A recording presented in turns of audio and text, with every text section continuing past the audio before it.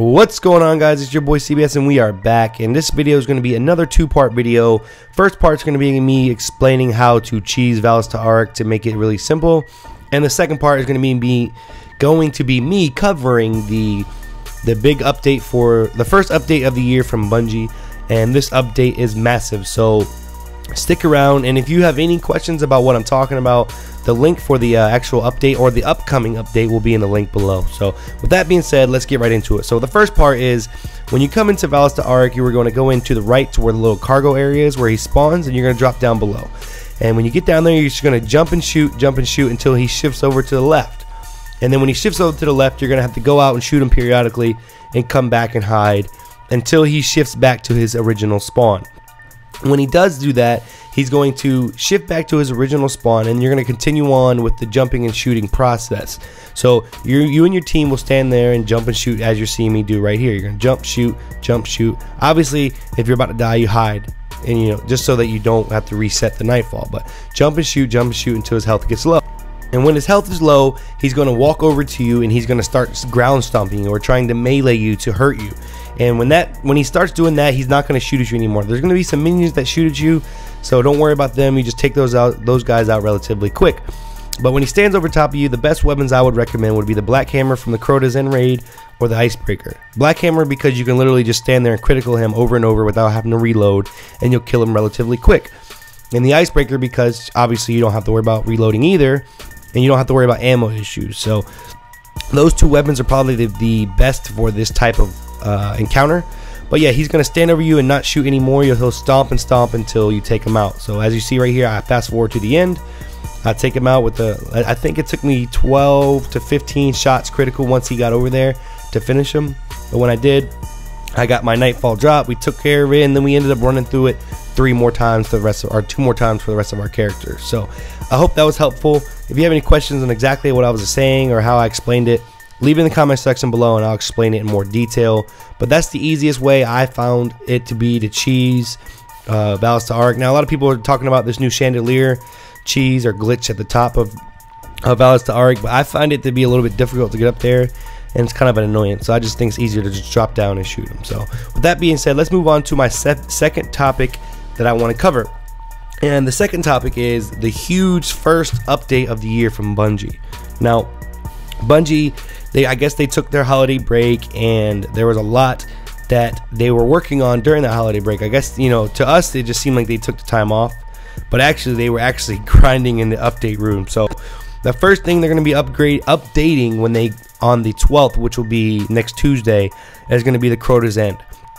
Now the Crota's End raid, there's a whole bunch of glitches that they're trying to fix, or that they will be fixing, and I'm just going to cover a few of them right now. The first thing they're going to be upgrading is that at the end of the bridge part, you have to run through. Wait, I lied. The pit treasure chest. So when you first drop down into the Crota's End, you got the abyss, or the thrall run as they call it. You normally come in and you have that first chest on your left. It takes no effort at all to get an exotic weapon. So they're going to be moving that reward till after you kill the Deathsinger wizard, which I think is great, because before that there was absolutely no reason to kill the wizard. It was just kind of an annoyance that you had to do with no real reward for doing it. So that's good. And she's also going to be dropping radiant material as well as a chance for exotic or raid material. And then the pit treasure chest that you get when you first drop into the abyss will only have radiant material, so radiant energy or radiant shards. So I think that's worth it, because you literally took no effort to get that first chest. So I think it was a good thing that they moved that. The next thing they're going to be moving or updating will be the bridge encounter. Now players will be required to cross the bridge in order to complete the bridge encounter. So no more cheese in the bridge, no more bridge cheese glitch, at least for now, because the way any community is, whether it's Call of Duty or Destiny or Halo, it doesn't matter what the community is, they're going to find a way to cheese something, especially in the story mode. So for now, they're going to patch the existing glitches that are there. And then also it says players will now be required to wait for the bridge to completely form prior to crossing with the sword. So that's another thing they're going to be updating. That's good.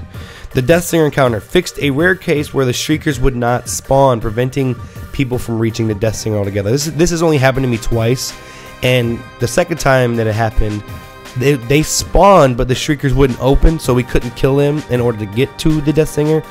So I could see how that can be an annoyance, especially if you're for the, I guess, the odd chance that you would be going for a flawless raider achievement or something like that. So some other things are going to be fixing for Crota's Encounter. 2 sword bearers will no longer spawn at the same time.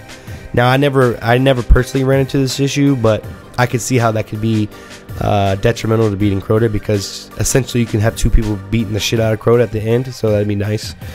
Crota would now recover from his kneeling state, so no longer can we cheese Crota with the dashboarding glitch that people have been using. I know I've used it, and it makes it a lot easier to get to level 32. I used it personally because I wanted to get my guys ready for the hard raid, but I mean, it's good that they're fixing it because it does take away from some of the effort. So fixing a bug that allowed players to remove the presence of Crota using radiance from a warlock. Now my team personally, we didn't use it that often because we were too busy getting him to kneel, and we didn't need to remove presence of Crota for that. So that's not a big deal to me, but it could be detrimental, especially for people that are kind of trying to beat him, quote unquote, legit. So that's just another cheese they're going to be taking out. And they covered some glitch about the oversoul disappearing on some players' screen. I never personally ran into this, but for some people, I know my friends list have ran into this issue, so it could be a good fix.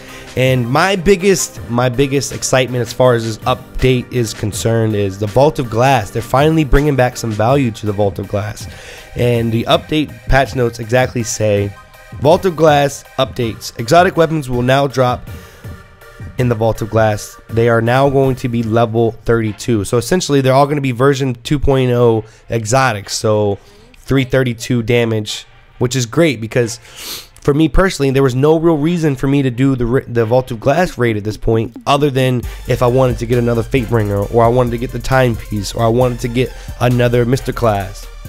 So the Vault of Glass actually has value again. So that's great. It's really good for they're kind of keeping the raids alive, you know.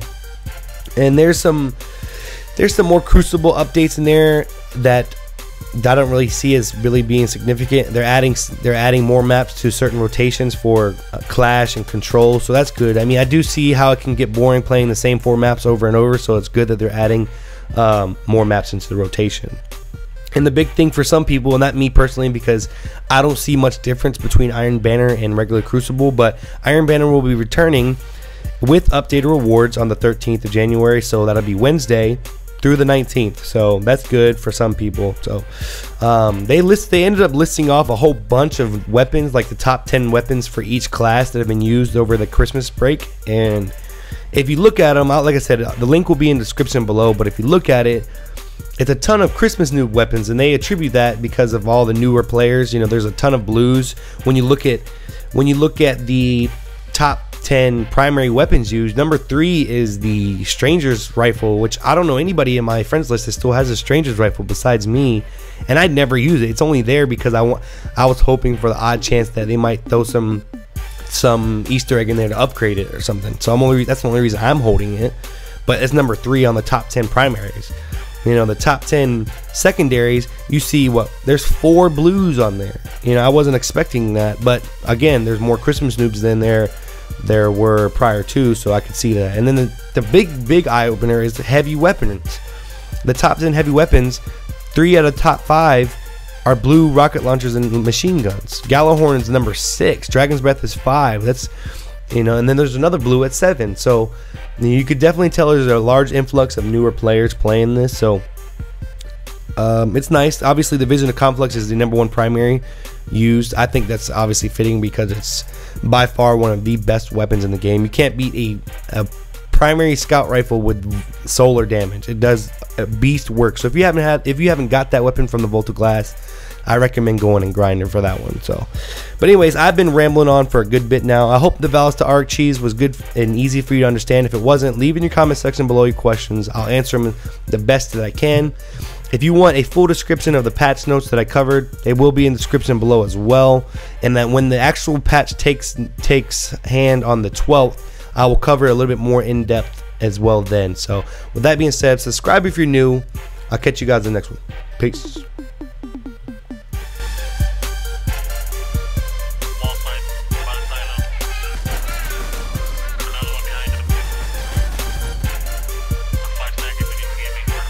got you. Hahaha.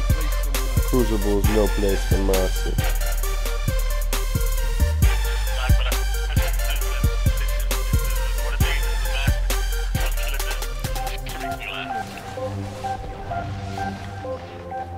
I straight up ran from that motherfucker. I didn't know if he had rockets, so I just dipped.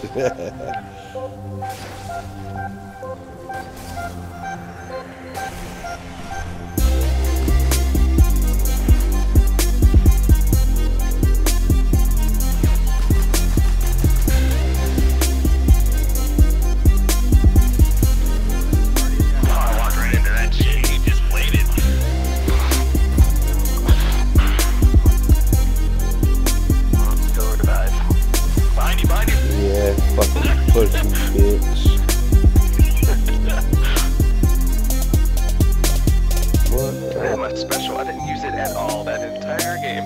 Okay. 14 and 5.